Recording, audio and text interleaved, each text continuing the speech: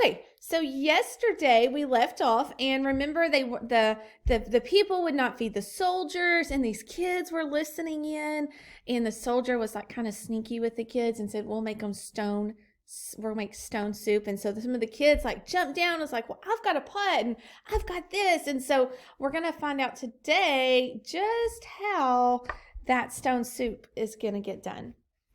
George and his friends arrive at his cottage. Mother, we need your big iron pot. The soldiers are going to make stone soup. That's impossible. How can you make soup out of stones? They say it's the most delicious soup of all. That would be a useful thing to know. Go ahead, take my pot. Ugh, but it's so heavy. All three of us can roll it to the square. Let's go. And because George's mother is the town gossip, everyone soon knows about the stone soup. They gather on the square village. We're back. We've got the pot. I've got the water. And here's wood. And soon the water is boiling furiously. Now we need 3 smooth, round stones. We know where to get those. And the children race one another to the stream. But be sure to wash them off. We hate sandy food. The children rush back as rabbits and drop the stones in the pot. The soldiers make a show of sniffing the boiling water. What is it, Captain? If only we had some salt and pepper. Father, can we spare some? Just a pinch. Very well, Edward. You might as well get both tins. The spices are added and the captain tastes the broth. What was the amount? There we go.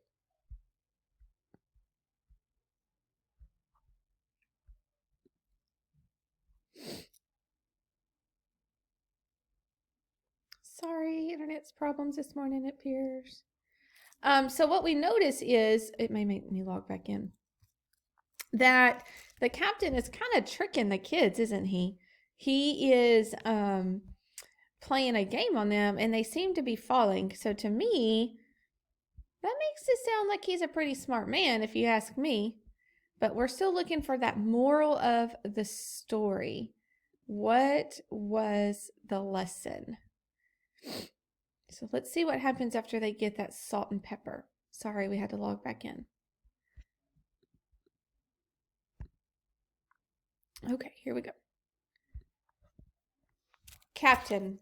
Oh, sorry. I'm not supposed to read that part.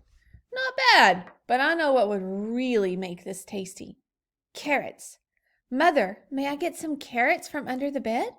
Just make sure you dust them off, Mary. After the carrots are added, the soldiers taste the soup. This may be the best stone soup we've ever made. No, the best stone soup we've ever made also had turnips. We have some. Child, go get them. But you had us bury them in the yard. Then go unbury them. One by one, the rest of the villagers come up with something to add to the soup. Celery, potatoes, onions, beans, peppers, and delicious spices. Finally, the captain tastes the soup and proclaims, "This soup is fit for a king." What does he mean it's fit for a king? That's some figurative language right there. Yeah, like it is made for a king because it is wonderful.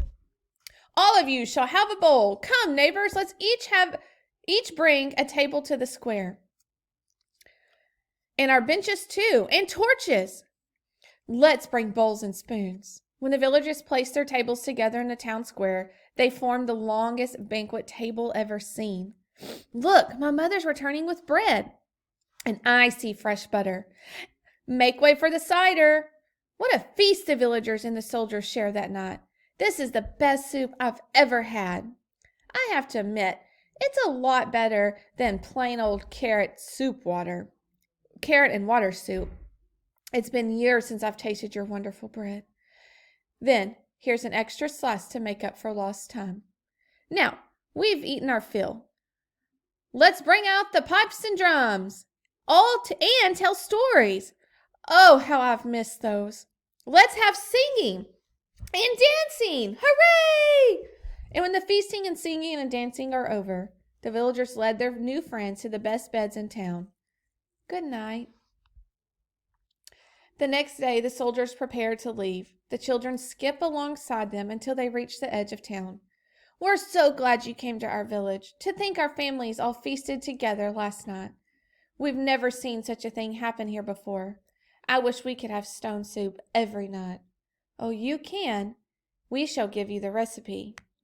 Just take 3 small stones and the cooperation of an entire village.